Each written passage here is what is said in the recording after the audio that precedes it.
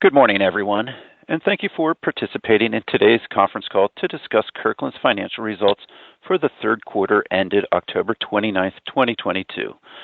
Joining us today are Kirkland's President and CEO, Steve Woody Woodward, EVP and CFO, Mike Madden, and the company's External Director of Investor Relations, Cody Cree. Following their remarks, we'll open with the call for your questions. Before we go further, I would like to turn the call over to Mr. Cree as he reads the company's safe harbor statement within the meaning of the Private Securities Litigation Reform Act of 1995 that provides important cautions regarding forward-looking statements. Cody, please go ahead. Thanks, Jason. Except for historical information discussed during this conference call, the statements made by company management are forward-looking and made pursuant to the safe harbor provision of the Private Securities Litigation Reform Act of 1995. Forward-looking statements involve known and unknown risks and uncertainties, which may cause Kirkland's actual results in future periods to differ materially from forecasted results. Those risks and uncertainties are more fully described in Kirkland's filings with the Securities and Exchange Commission. I'd like to remind everyone that this call will be available for replay through December 9th, 2022. A webcast replay will also be available via the link provided in today's press release, as well as on the company's website at kirklands.com. Now, I'd like to turn the call over to Kirkland's Home President and CEO, Woody Woodward. Woody, over to you. Thank you, Cody, and good morning, everyone. We continue to operate our business in one of the more dynamic and unpredictable macro environments I've ever experienced in my career. From a global pandemic to geopolitical unrest to inflationary and recessionary pressures, the challenges we faced over the past 2 years have been tough. That being said, I'm proud of how resilient our organization has become at adapting to these challenges. As we head into 2023, I firmly believe we are on track for a more stable year that will allow us to advance our transformation efforts. Before I address our strategic priorities for 2023, I'd like to discuss our third quarter.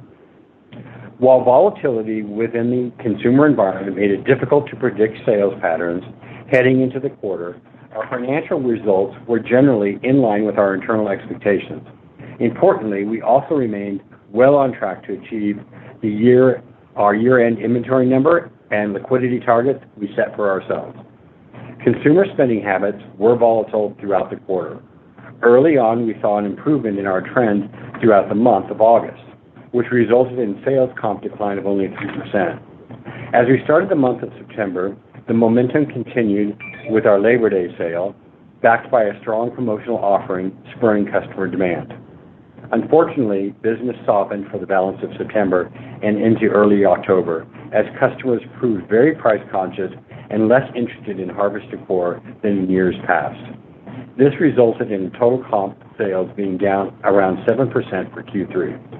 However, we began seeing improvements toward the end of October as our customer base shifted to holiday shopping. I'll dive further into what we currently are experiencing later in the call. During the quarter, we focused on weathering a difficult consumer spending environment by leaning on our improved messaging around pricing and online promotions to capture more of our discount-oriented customer base.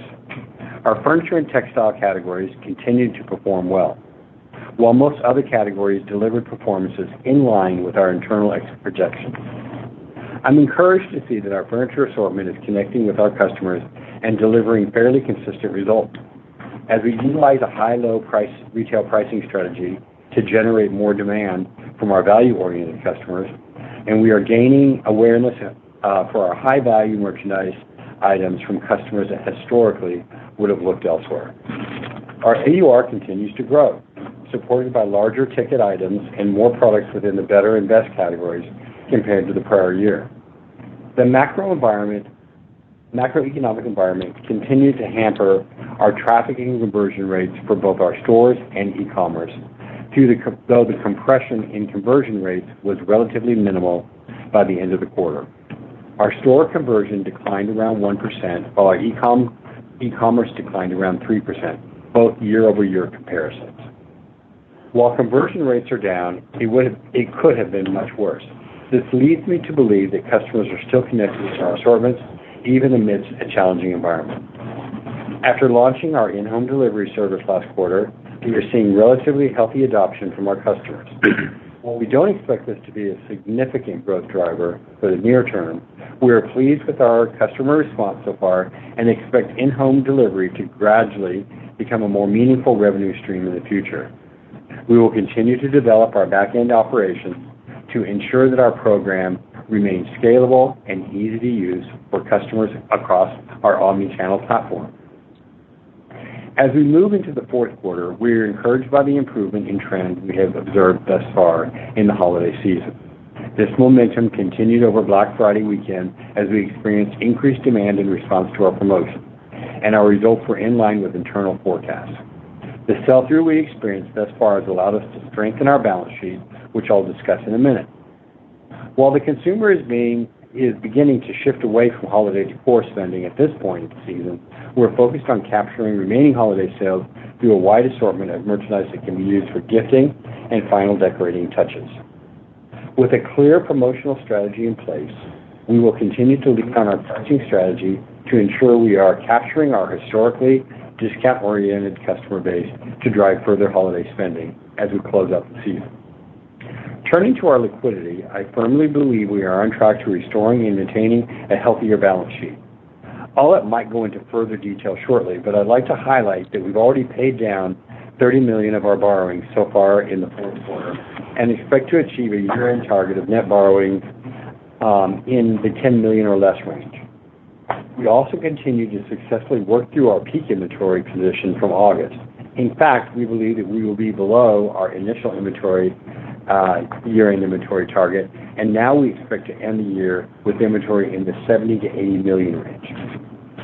As we continue to convert existing inventory into cash, our margins will remain relatively compressed due to the high cost in which we procured that inventory. However, supply chain tensions are starting to ease, and we expect to begin meaningfully recapturing margin in the new year. Coupled with the disciplined cost structure we've implemented, our profitability has room to grow in 2023. We have identified several initiatives in the coming quarters that we believe will get us back on track with our transformation strategy.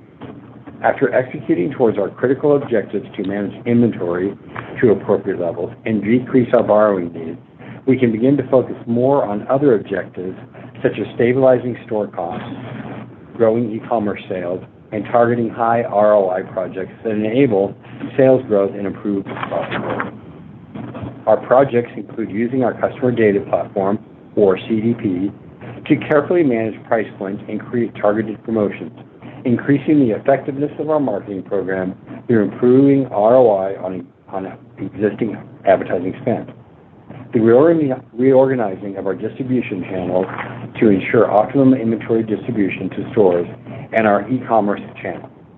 Throughout this past year, we targeted our historically price-sensitive customer base through tailored promotions, and we look to continue to capture their demand by rebalancing our furniture growth with diverse opening price points across multiple categories. While we are committed to adding more high-value items, we're going to be thoughtful in curating items at price points that appeal to a broad base. The CDP will be an integral part to finding the right price points for the right customers, as well as providing the data necessary for developing targeted promotions. We will also evaluate our marketing strategy to ensure that we maintain the highest ROI for marketing dollars spent. As we acquire new traffic, we plan to invest in our stores to increase coverage during peak selling hours, and in turn drive increased conversion rates. Our stores have undergone dramatic changes throughout these past years, including refreshed arrangements and a shift towards an engaged selling culture by our team members. We will continue our transformation and support our stores with additional investments in the coming quarters. With the development of our omni-channel platform, it is important that we optimize our inventory distribution capabilities to provide added flexibility to our customers. We have identified technology investments to our existing point of sale and order management systems that will enhance inventory availability across the system. We believe these investments will make our DC and delivery channels better optimized, improving margins, inventory turn, and leading to more efficient working capital use. Our e-commerce platform will also undergo operational enhancements to drive growth and support a better user experience.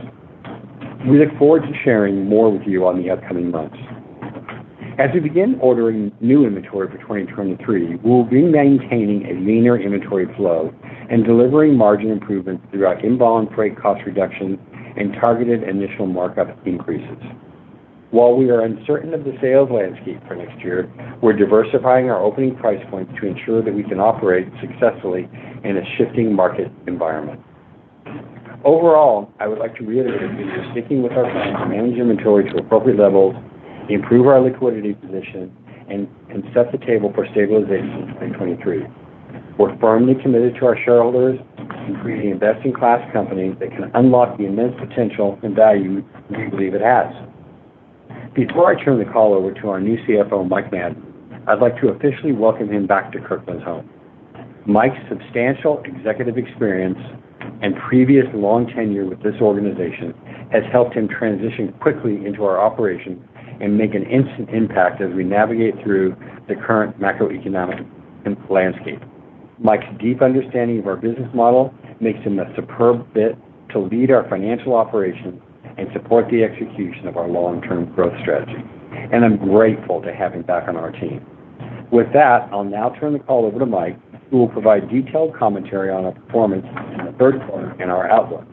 I'll be back for the Q&A to answer any questions you might have. Mike, the floor is yours. Thanks, Woody. Good morning, everybody.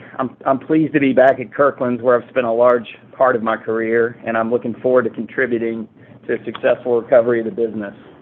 While we do have a lot of work to do, I believe in the long-term opportunity that's before us to make Kirkland's Home a dominant, specialty home furnishings retailer. As Woody outlined, our third quarter performance was focused on working within a difficult sales environment, combined with margin pressures from elevated inventory levels and higher freight and supply chain costs. I'll go over the details of the P&L in a minute, but I want to start with a summary of our current financial position. Since our last update, our primary focus has been on improving our liquidity position by converting excess inventory into cash, reducing the borrowings under our revolving credit facility, and returning our accounts payable to normal levels. Despite the challenges we faced in the third quarter, we made considerable progress in each of these areas. As expected, our revolver borrowings peaked at $60 million during the third quarter, and we've reduced our borrowings by $30 million thus far in the fourth quarter, leaving $30 million currently outstanding. Our inventory position at the end of Q3, which is traditionally our peak period, was $126.3 million, and that's down from $141.7 million at the end of Q2, as we emphasize clearing excess inventory and reducing our receipt plan for the balance of the year. This is likewise influencing our accounts payable, which dropped from $61.6 million at the end of Q2 to $47.2 million at the end of Q3. For the balance of fiscal 2022, we will continue to prioritize improving our liquidity position heading into 2023 by converting inventory into cash, creating top-line momentum through targeted promotional activity. As Woody mentioned, we expect our net borrowings outstanding at the end of the year to be $10 million or less, and our inventory balance to be in the range of $70 to $80 million. Moving to our third quarter results, net sales were $131 million compared to $143.6 million in the year-ago quarter, which includes a 3.5% decline in store count and a comparable sales decline of 7%. The comparable sales result was driven by year-over-year decline in store and online traffic and conversion, partially offset by an increase in average ticket. E-commerce was 27% of the total sales in the quarter, which was similar to the prior year. Breaking down sales within the quarter, we had a total comp decrease of 3% in August, a decrease of 10% in September, and a 6% decrease in October. Comp trends improved in the latter part of October and into the early part of Q4.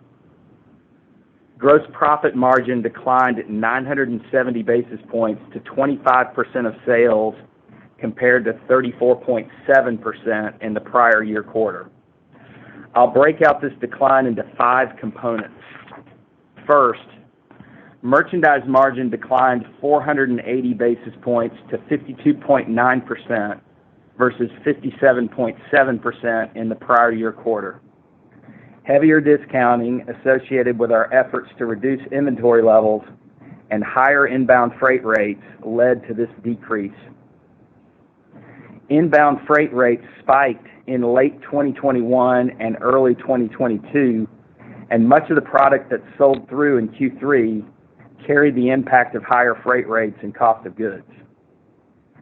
Second, central distribution costs increased 290 basis points to 7.2% of sales from 4.3% in the prior year quarter.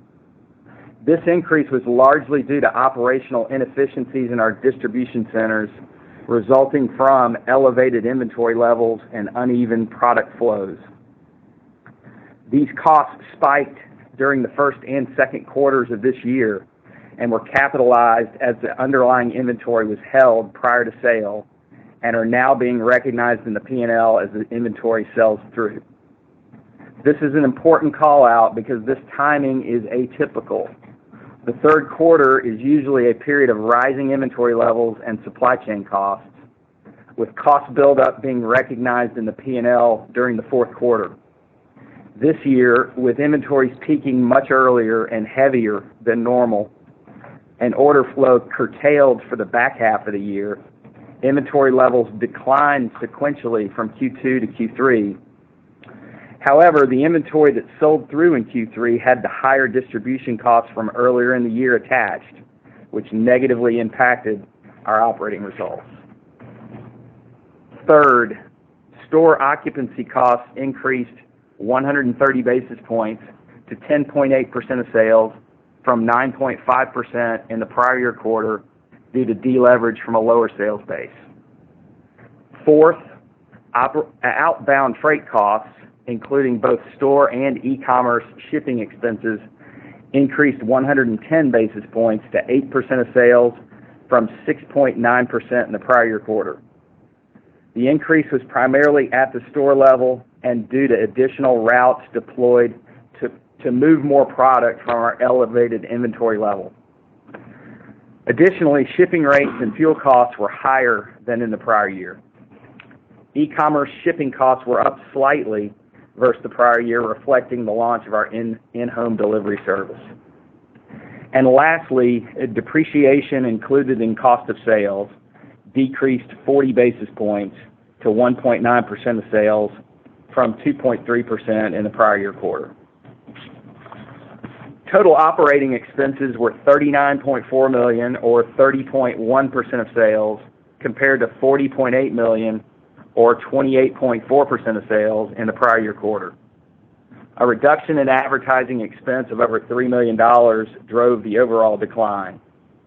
This was offset somewhat by increases in insurance and corporate salaries due to the collection of a property insurance claim and favorable accrual adjustments in the prior year. The increase as a percentage of sales was primarily due to the lower sales base. Adjusted EBITDA, excluding impairment and other minor non-operating expenses, was negative $1.7 million compared to $14.8 million in the prior year quarter.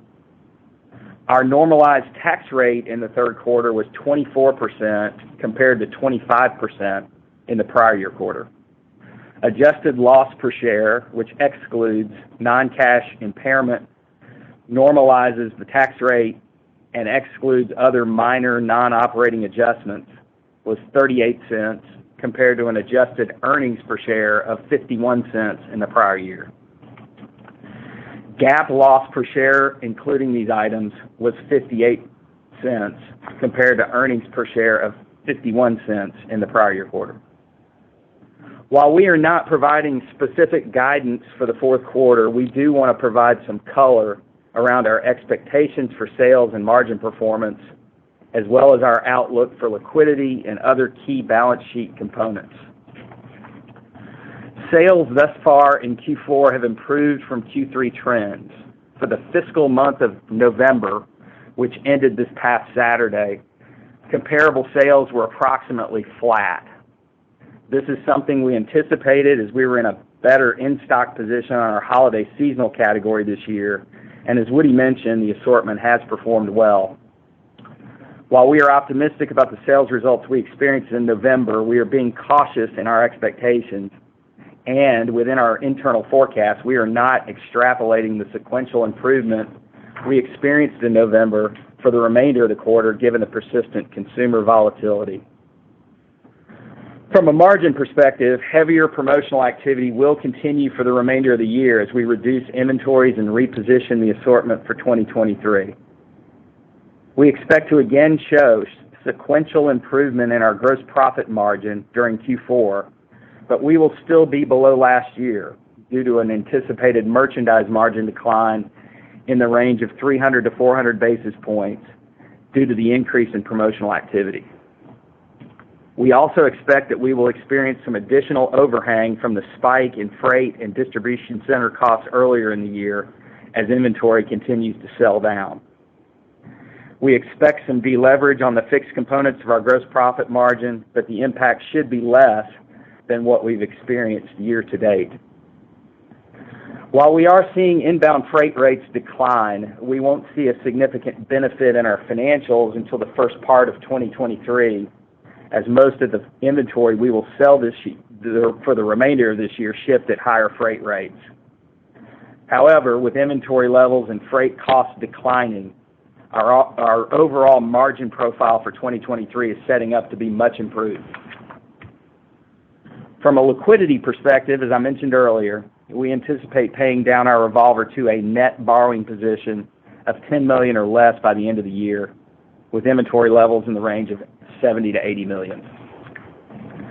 Finally, as to capital allocation, our first priority is to reestablish a level of liquidity that allows us to operate the business flexibly and to confidently pursue our long-term goals while maintaining downside protection in an unpredictable environment. Second, we want to invest cash flow back into the business in high-return projects that advance our long-term goals to be a premier home furnishings retailer. Share repurchases and dividends have been important components of our capital allocation strategy in the past, and we would expect to use them again in the future once our near-term goals have been achieved. Looking ahead to 2023, we do not expect inventories to fluctuate greatly during the first half of the year, and we expect a more traditional seasonal inventory buildup ahead of next holiday shopping season. Leaner inventories will further improve our overall working capital position and, combined with continued expense control, should lead to reduced utilization of the credit facility as compared to fiscal 2022. Thank you all for joining us today, and once again, I am very glad and thank Kirkland's Home for my warm welcome back. I look forward to assisting this outstanding organization as we embark on the next chapter of our journey. Operator, we're now ready to take questions. Thank you, sir. We will now begin the question and answer session. To ask a question, you may press star then one on your touch-tone phone. If you're using a speakerphone, please pick up your handset before pressing the keys. To withdraw your question, please press star then two. At this time, we'll pause momentarily to assemble our roster. Our first question comes from Anthony Lebiedzinski from Sidoti & Company. Please go ahead. Good morning, Woody and Mike, and welcome back, Mike, to Kirkland's. But I guess, first, as you look to stabilize comp sales and increase e-commerce sales, what are the main demand levers that you expect to use? I know you've been certainly driving a lot of promotions now, but I mean, how should we think about that, near term and longer term as you look to turn around the business? So just curious to get your thoughts on that first. Yeah, one thing is making sure that we have a solid promotional strategy. I think we've been a little bit schizophrenic in past years about our discounting process. So what we did was we went through and we made sure that our IMU was slightly increased and that we would be able to bake in the right promotional levels for driving both e-commerce and store business. The other thing was just also working diligently on the store experience, the cultural experience of coming into a Kirkland store, which has been changing since we've been, a retailer that sold items to a retailer that's now selling full room home furnishings. So we've been focused on that. And then e-commerce has been, a really intense part of our focus on making sure that we have the right platform, the customer experience, using our new CDP to be able to detail out how do we make sure that we're sending the right emails to the right customer base and not having to be promotional across the base, and really taking advantage of the fact that, we've got lots of new customers coming into the organization, and we want to treat them a little differently than what we've done in the past with some of our core customers that have expected a highly promotional environment. Got it. Okay. Yeah. Thanks for that. And then, in terms of your operating expenses, they were down, looks like 3.5% in the quarter. How should we think about that as far as I know you're obviously looking to certainly have firm cost controls, but but there's still inflationary pressures out there. So just overall, what are the different puts and takes as you look to manage your operating expenses effectively? Yeah, Anthony, we continue to maintain that strict cost control posture. If you look at what the big influencers are there, in general, we can talk about third quarter in particular, but in general, marketing expense, we're kind of holding that flat as we think ahead. We want to reposition some of that spend to higher return opportunities, but that's how I would think about it going forward. Woody just mentioned one other big area where we're really looking at closely, and that's store payroll. We would like to layer in a little bit more there, but we're going to test into that really and understand what layering in a little bit more in the way of hours and coverage does for us. But that is an area, to Woody's point just now, that we think we can benefit from with an enhanced focus at the store level on really servicing the customer. So that is one area that I think, think about it now as we're going to manage it very tightly as we have been, but we want to invest there as we see things that really work for us. Got it. Okay. And then, in terms of your store base, so you closed one store, you opened one store. Mike, now that you've been with the company for a few months back, what are your thoughts as far as just additional store closings and perhaps maybe even some store openings?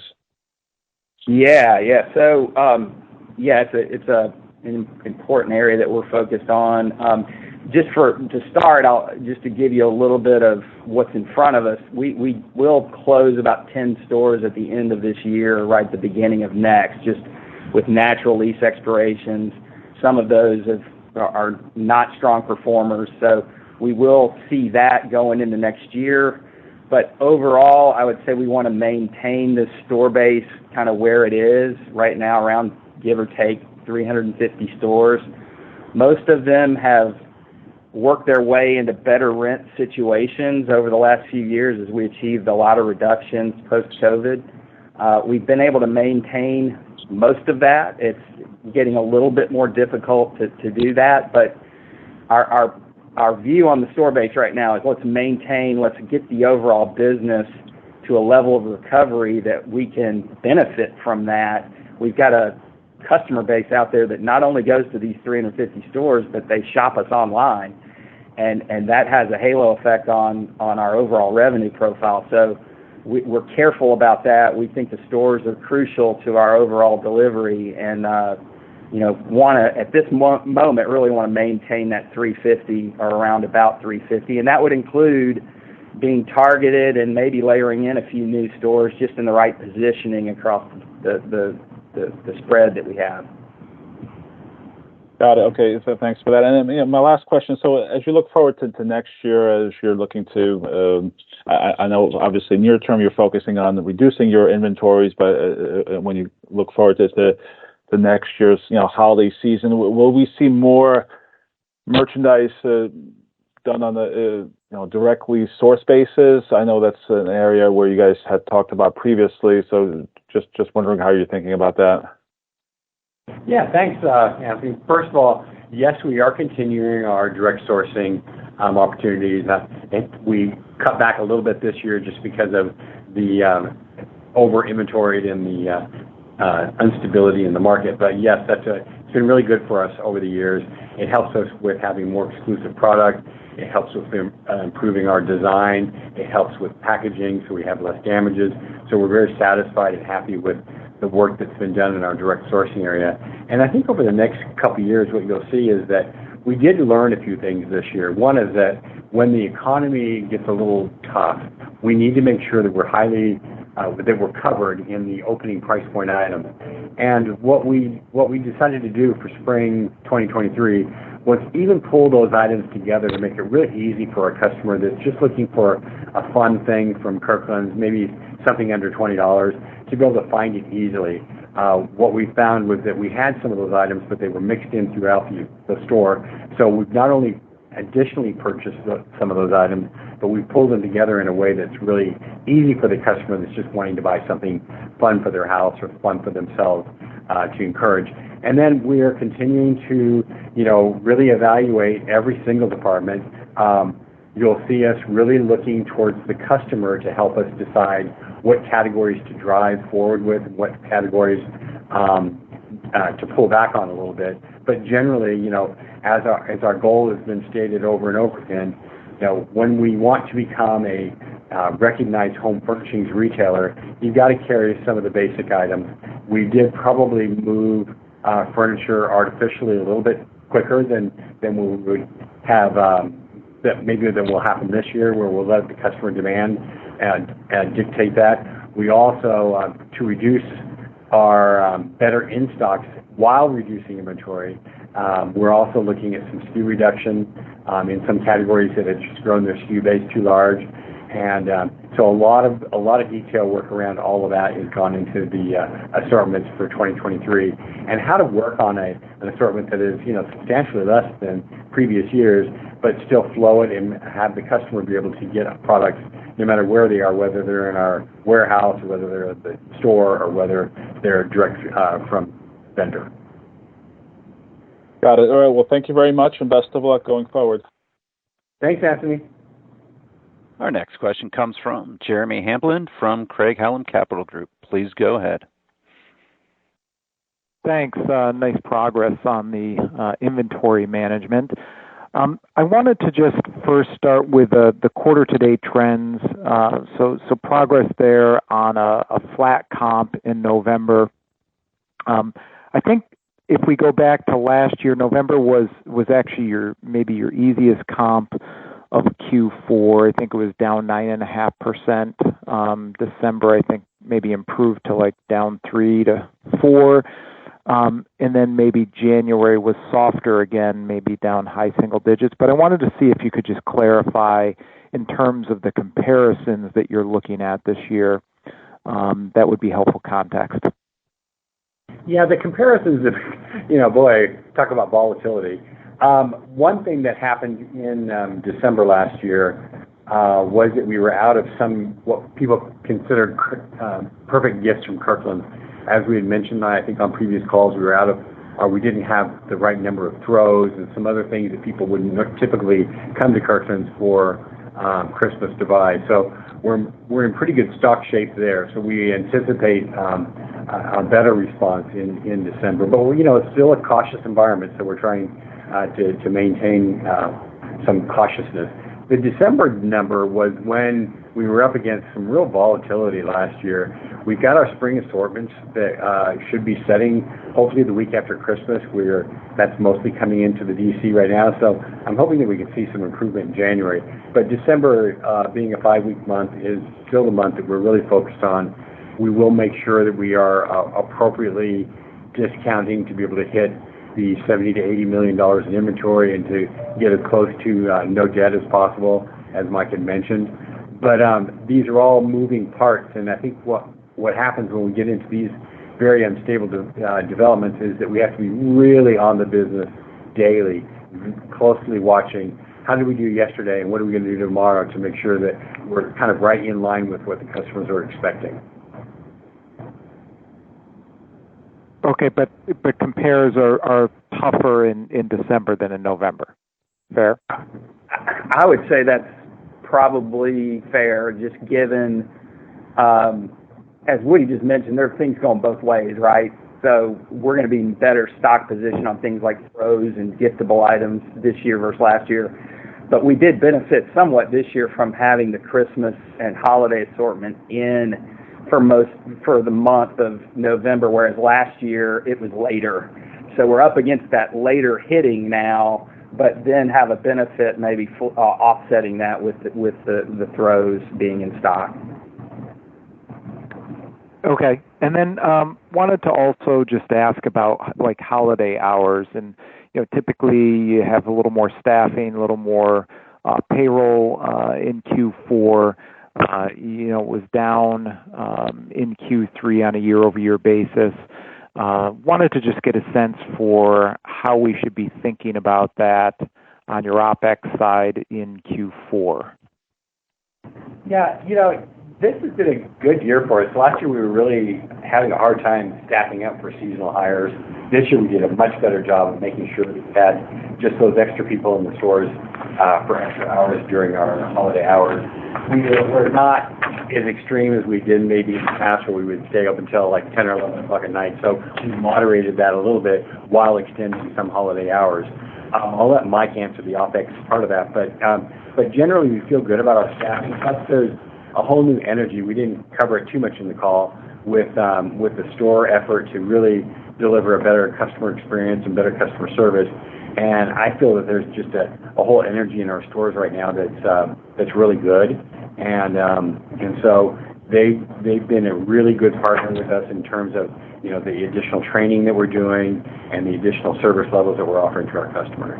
Mike, Yeah, from an OpEx standpoint, Jeremy, I'm looking at just kind of year over year, Q4. I don't think that's going to drive it very much. I mean, our hours are pretty similar to what they were last year. And when I mentioned earlier in the call in response to one of Anthony's questions about investing in stores, that's primarily at the 2023 look ahead and we plan to test even before we get to layering in any more OpEx there.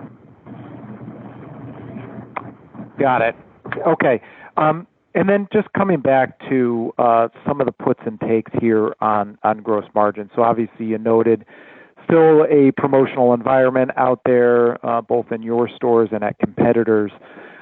You have freight, which sounds like it's improving, but still a drag year over year. Can you just quantify expectations around freight drag, again, from what it was in Q3, what do you expect it to be in Q4? And then as we look ahead to start 2023, based on where your inventory levels are and the timing of when those flowed in and are expected to sell through. Any color you could share on that, Mike, would be great. Yeah. So I mentioned in Q3, I'll start there, our merchandise margin was down 480 basis points. And just directionally, the way I would think about that is about half and half. Half of it's probably us being more aggressive on the promotional front as compared to last year.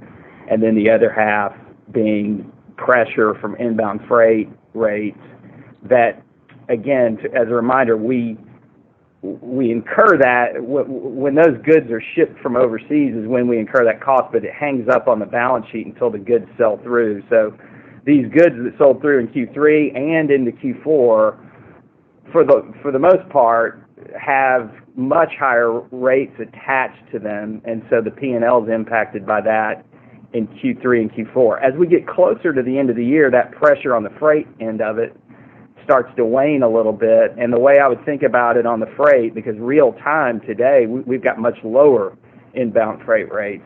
So as we, get that inventory received and in the system and start selling it early next year, you'll start to benefit from that.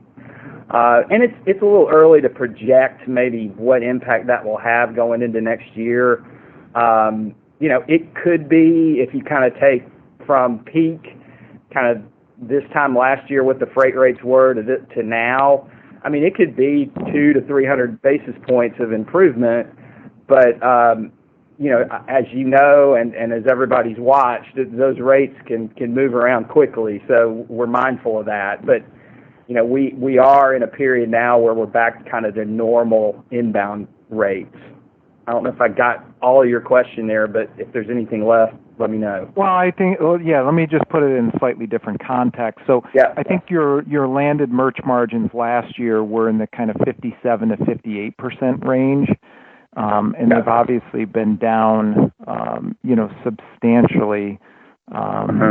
This year, I think something more like, let's call it 53%, and around there. So I'm just trying to get a sense for, doesn't sound like we're going to get back to maybe 57 or 8, like you had in 2021, but it does sound like your expectations are for more in the mid-50s range for 2023. Is that fair? I think you're on the right track. I think actually we could potentially have more benefit, come our way. It depends on what the top line is. I mentioned freight, that's kind of in place, but one other thing to keep in mind is we've been spending most of the back half of this year kind of prepping our assortment next year with higher initial markups designed to capture more promotional activity that will margin out at a higher margin. So with inventory levels coming down, with freight rates coming down, with supply chain just costs in the system coming down, along with an assortment that's going to be more positioned to handle the type of promotional messaging that we're engaged in, I think the upside, we could get back to where we were relatively quickly. But again, I mean, all of that under the heading of caution that says there's a lot going on in the environment. The consumer is a little bit hard to predict, and the top line sales have a lot to do with where that margin's out. So I think structurally, as I mentioned in the comments, the profile of our margin going into next year is much improved, however you look at it. So it's a matter of, can we take full advantage of it with some sales momentum? Right, understood. All right, last one real quick for me. In terms of your OpEx expectations as you look to next year, just kind of, simply, you're going to close, I think you said close to 10 locations at the end of this year. In terms of OpEx spend for 2023, would you expect that to be, up or down at this point? Yeah, I mean, the visibility you have. Again, I mean, we have a couple of, I mentioned the store payroll, and that's an area we're really looking at.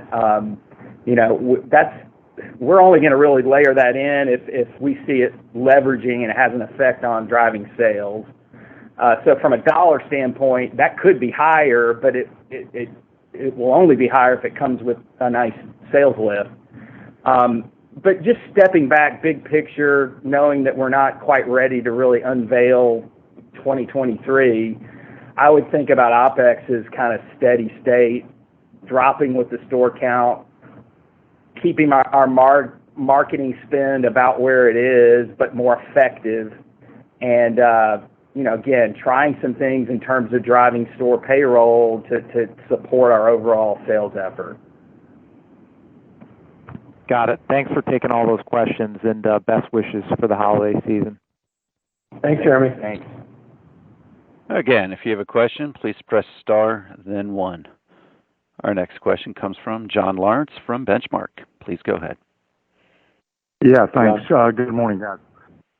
Woody, would you comment a little bit about when you look at the product assortment that you have, what are customers resonating to at the moment?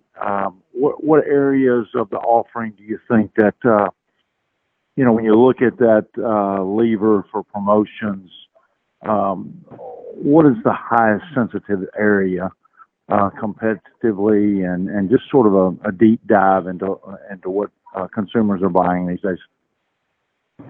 Yeah, that's a good question because we've been experiencing some relief partially and happiness that our furniture assortments have been working, although we might have been a tad overskewed in that area, so that's part of the inventory driving down for next year. We've been very pleased with that. We've been very pleased with our textile acceptance, pillows, throws, anything in the tabletop textile area has been very successful. Our floral business and our fragrance business has been fairly consistent. We ran a promotion last week on a jar candle and sold 150,000 candles in a couple of days. So we're having good response. I don't think that we're getting the credit that we deserve right now. I think our stores possibly look better than they've ever looked. The customers that are walking in are very impressed. They are buying. I wish that we could get more new customers in, but we are experiencing some relief and some better new customer flow into the stores. There are a couple areas that are still challenging. Wall decor has been a challenge for us this whole year as customers are just not interested in putting up those metal, wood, wall hanging things that we built so well at Kirkland for so many years. And so we're trying to really reduce the SKU reduction and kind of bring our assortment and wall decor up to the new level of not just being one note with floral. But generally, and then I do think that we had a little miss at some of our opening price points, and the merchants have done a great job for next year of saying, did we dislocate some customers who just wanted to come in and buy a $20 or $30 thing? Maybe. So we've got that covered. It's flowing, and it'll be in for the spring assortment. And I think that could be a good item for us to show that we're, an easy place to find value. But generally, I think that our goal to become a legitimate home furnishings retailer in the value space is progressing fine. And that is one of our, long-range goals is to make sure that as we move into this specialty store pyramid, away from the, big box pyramid that we've been kind of like compared with over the years, we've got to do a great job of making sure that our stores look great and our assortment is, really reflective of home furnishings. The same kind of things you might see at higher end retailers, but in our store can be offered at a little bit better price point with our lower cost structure. Great, thanks for that. And secondly, Mike, first of all, welcome back. Thanks, John. Can you talk a little bit about maybe the 10 stores, any 10 stores you're going to close? What kind of, were those, can you quantify maybe what losses you were seeing as those stores combined? Yeah, it's not, well, I would think about it as kind of overall break-even type four walls. So not a big loss of profitability, and so therefore, not a big impact going into next year. And they're really associated with our kind of an annual review of short-term leases and leases that are about to expire. And so we were able to retain, most of what we wanted to retain there. So I think it's pretty negligible. Some of these stores are probably good luck during the holidays. Congrats on the inventory. Thank you. Thank you, John.